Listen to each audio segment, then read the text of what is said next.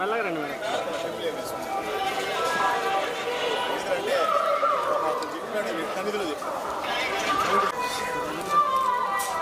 Madam. Okay okay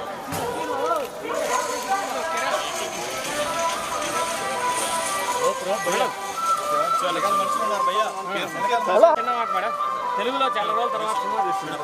ఒక్క మాట madam. అన్నా నువ్వు వాడగలనా?